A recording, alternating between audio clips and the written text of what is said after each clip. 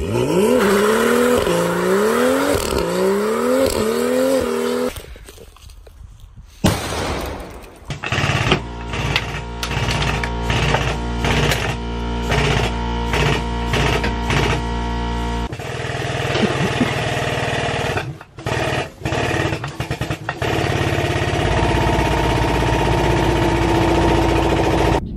is up, guys? Welcome back to part 3 on the M2.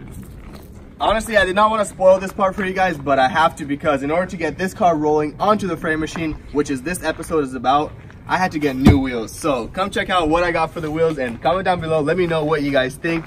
So before anything further, we got to mount these wheels, put tires in them, put the TPMS sensors in, and we can continue with our video. Let's keep going. Take a look at this. Oh my goodness, these things are beautiful. Look at that. Let's see how it looks like. Let's put it up right here. Woo, man, that is sick. Dude, I cannot wait. I cannot wait. Alrighty, guys, let's go get these things mounted and on the car.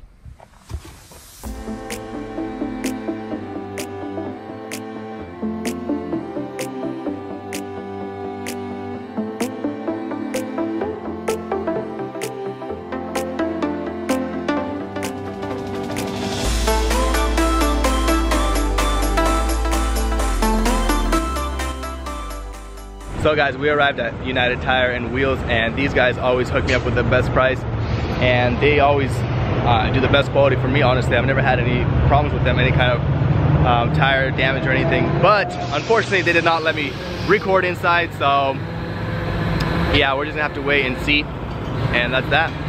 Catch you guys in a little bit.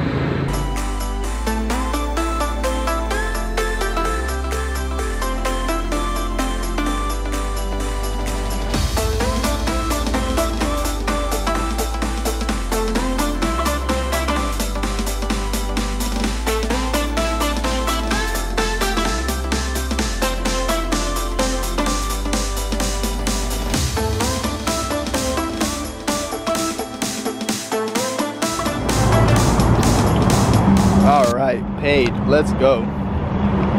Let's check this out. Man, they are absolutely gorgeous.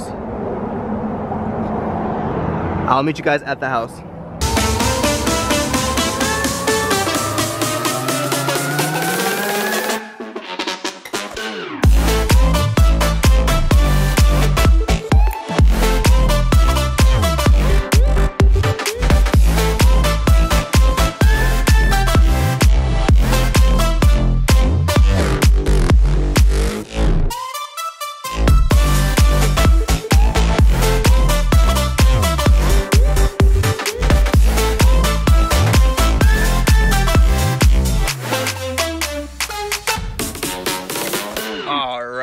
We just got back from the tire shop and we got these wheels mounted. They are looking beautiful. They do need a little bit of spacer, and the car needs to go a little bit lower for them to sit absolutely stunning.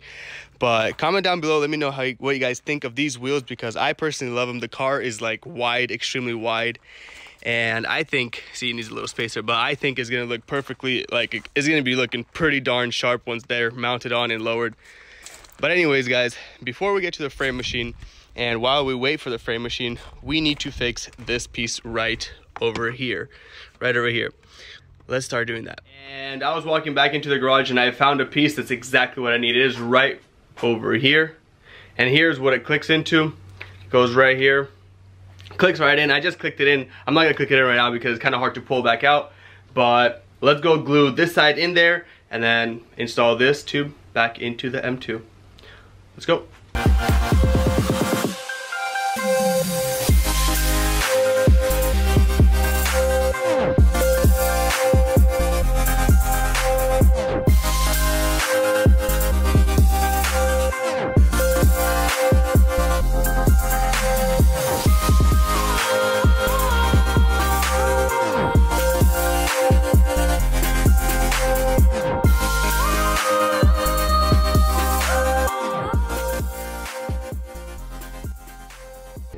Alright guys, so that is what it's looking like right now.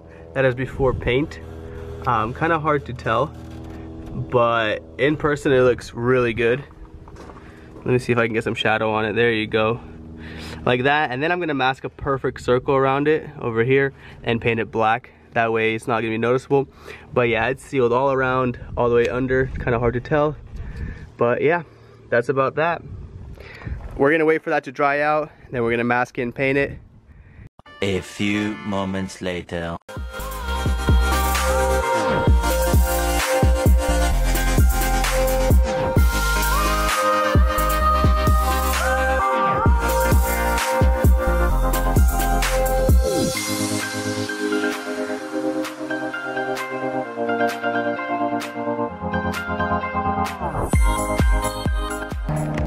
So that is it, guys. That is how you fix a $1,400 intake and make it look basically OEM. I mean, it's really hard to tell on camera, but painted it black and it looks beautiful. That is going to be actually everything besides pressure washing the engine bay, because I do want to wash the engine bay because I do have to wait a couple of days for the frame, and the car is fully ready.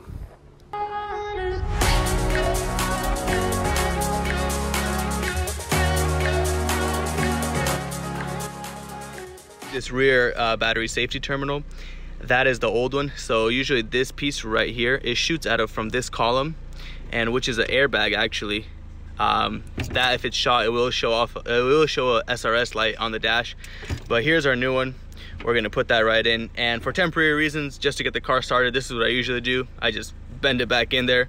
As long as this has connectivity to this, because these are two different wires, the car will start and everything. So that is a big reason why most BMWs say non-running on auction, so keep that in mind. Let's put the new one in.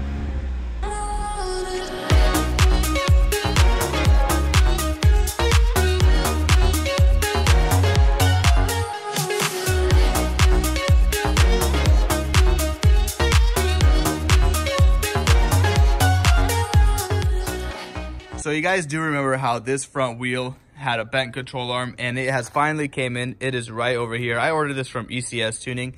It was extremely expensive. I could not have found a used one. And the same day, my headlight computer came. So I'm gonna swap those two things out right now before the frame. And hopefully my headlight starts working and this wheel turns perfectly straight, at least pretty decently straight before alignment. Let's head right onto it.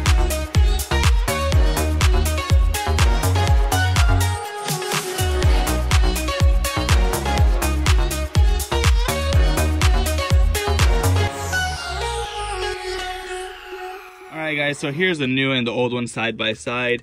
The old one doesn't look that bad right now. That is because I torched it and unbent it just so I can drive it for temporary, just move it around. But yeah, it's still pretty bent, if you can see, and more of like this kind of position. Right over here, it's pretty bent. So let's get that swapped out, and that's another step closer to getting this build complete.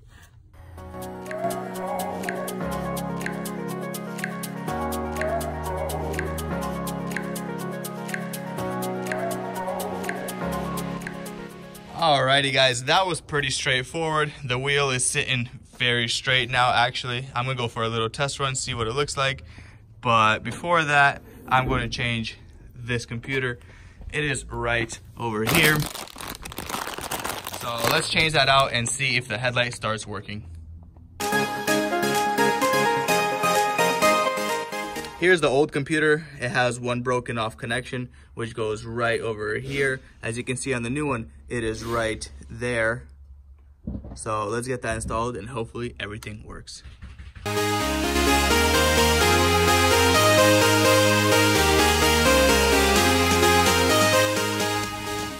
What a bummer, guys. I swapped that piece out and it did nothing. And I think a little while ago, I read on a forum that a BMW M4, I remember M3, they needed to get their headlights reprogrammed for them to work. So I think it needs to be reprogrammed for that headlight to work, which we're gonna deal with that once we get there. I'm not gonna worry about that right now. All right, since BMW let us down, we installed that module. It is not working, so I need to get the headlight programmed, and I'm really upset. So what we're going to do is give BMW a little payback and explode that headlight. Let's go. Yeah, BMW.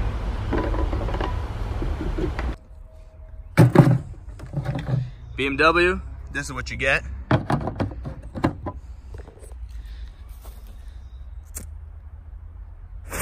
Oh!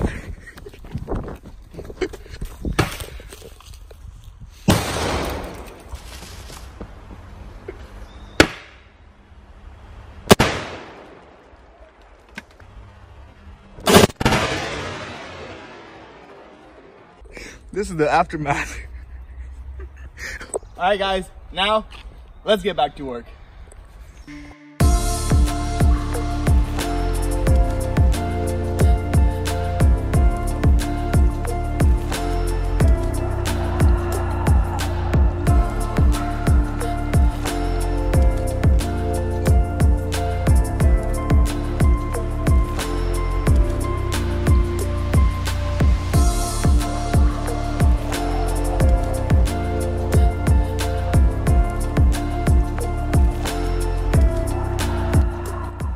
All right, guys, so today is finally the day. I've been patiently waiting, and today is July 4th. We are going to be pulling out the M2, and hopefully we can get all the framework done in one day. That way we can hop on the quarter panel tomorrow.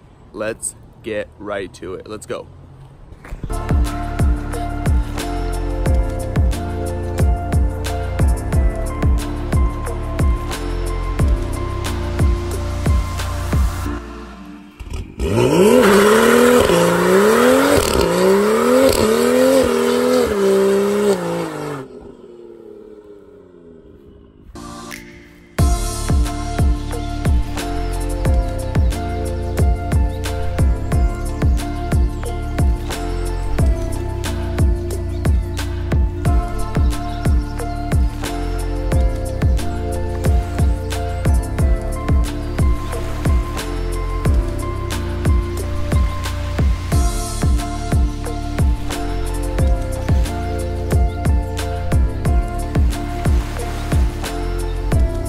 Alright guys, so we got the car on the frame machine, and right now we're gonna start bolting it down, clamping it down, tying it together so the car and the frame would be one piece. That way when we go to pull it, the car wouldn't move around or whatnot. So let's head on to that and start strapping the car down to the frame and pulling off the rear bumper, front bumper, just to get everything ready for the frame.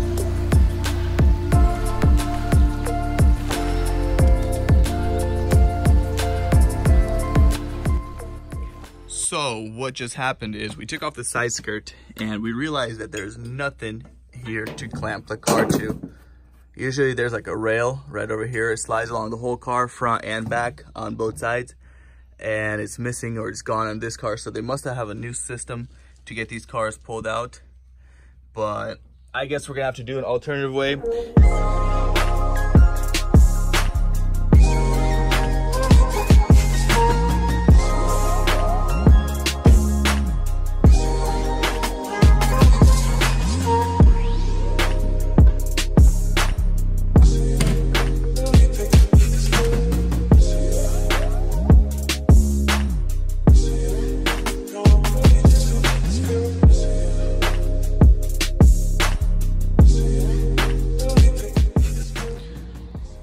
Alrighty guys, so we got the rear bumper off and we exposed all the damage.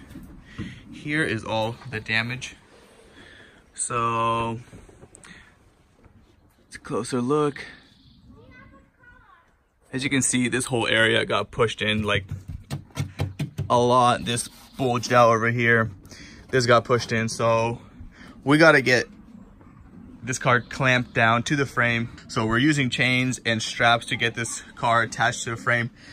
That way we can start pulling it with this arm here, and we're gonna put a little clamp in here, start pulling out this area first, and we're just gonna start working all around just to get this section back in its position. And then we're gonna start measuring this gap by this trunk lid, and hopefully if that all lines up and this is all pulled out, then we're good. We can start cutting.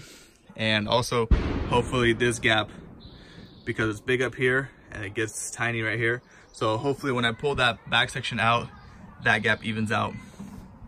Let's get this car strapped down.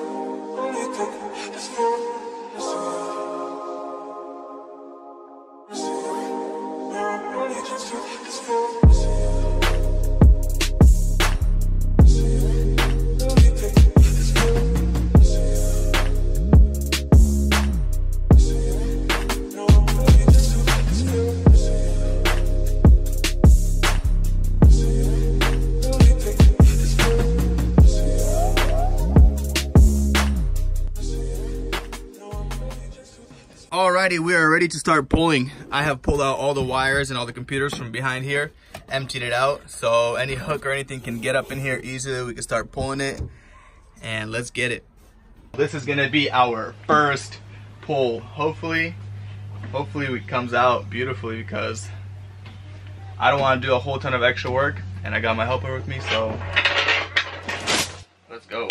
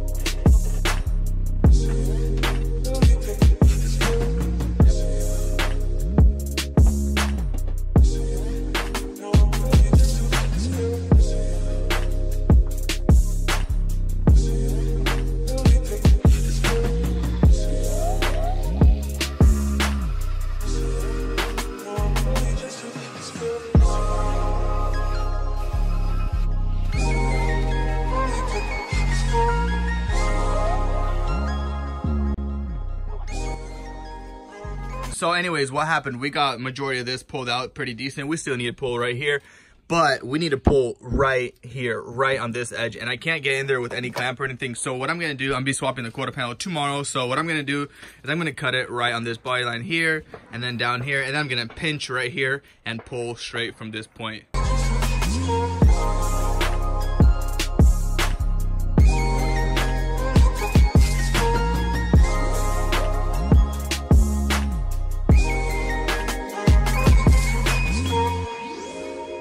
All right, as you can see, we got the quarter skin peeled back. Now we have access to clamp this with this right over here. RIP to my nail, not a big deal. And boom.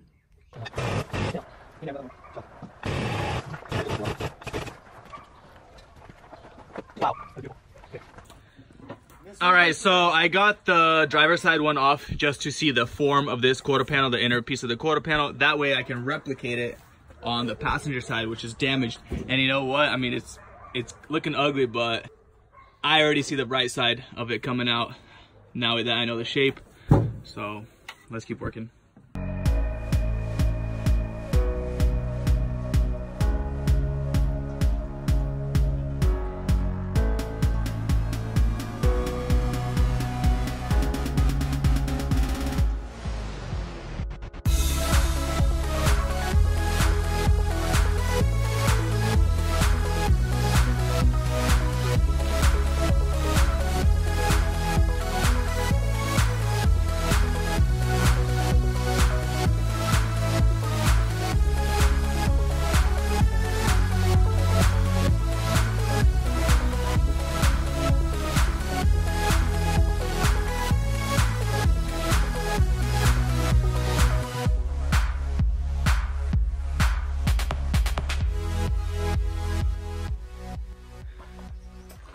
All right, guys, so we got the bumper just leveled up just to see how good it is over here. And, you know, oftentimes to make it perfect, you first got to make it worse. So that's what we're doing. We're making it worse right now. As for the quarter panel stuff, we're cutting it, but we're pulling out the main structural piece to be all perfect. That way, when I do cut the quarter panel off, I'm going to do the final work, which is leveling out all these pieces and all this over here, making it all perfect, and then mud it, seam seal it. But we got to pull this little corner out right here because this corner does not align with the bumper here over here. So we're going to pull that piece out, pull it down, pull it out, and hop onto the front.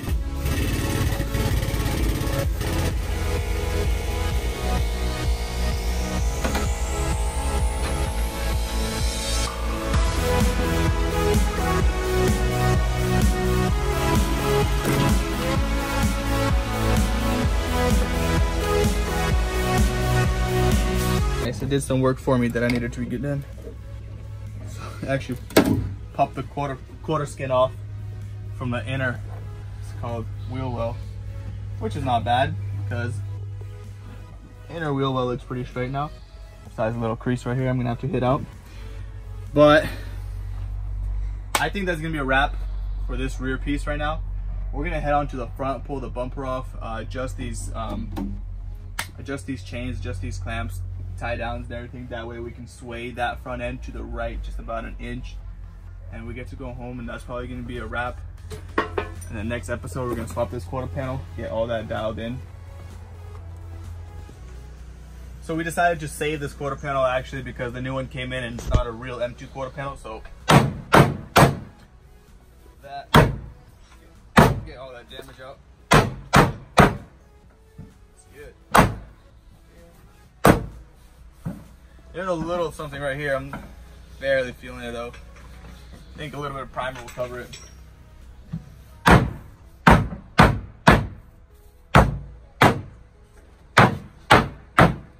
you go. Alright, that'll be $3,000.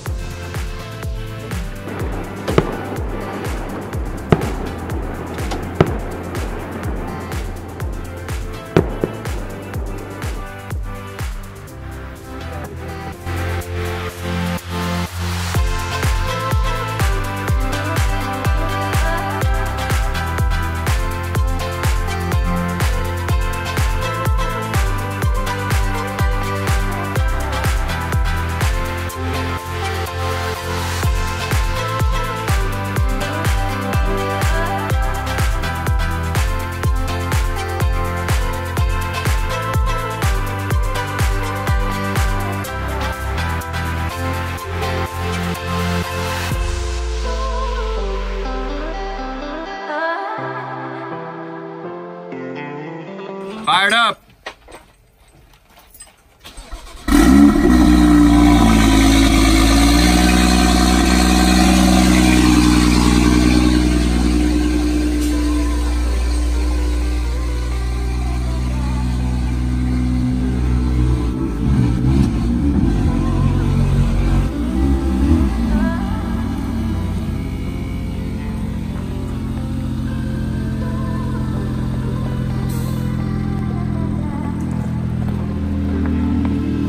As you guys can tell, the front end has been pulled out. I just put this on a zip tie for now because I'm missing the bolts. They're at home. But look at that. That gap already looks perfect. Sitting all flush. And the back over here, this gap looks perfect as well. All even all the way through. And this gap, I already explained to you guys earlier that when I get this quarter panel off, I'm just gonna move this section in there and everything will be good. But yeah, we are ready for removing the quarter panel. All right, guys, that is a wrap for this part on the M2. We got a whole ton of work done. We got the rear quarter panel rough drafted out. We got the front end pulled. The gaps are looking beautiful. Be sure to turn on your post notifications not to miss out on the next episode, which we're gonna be removing the rear quarter panel and getting all that inner paneling dialed out. Shout out to my cousin and his dad for letting me use the frame machine. It's an extreme help for us. Be sure to subscribe and comment down below. Let me know what you guys think of this build so far, and I'll catch you guys on the next one. Peace out.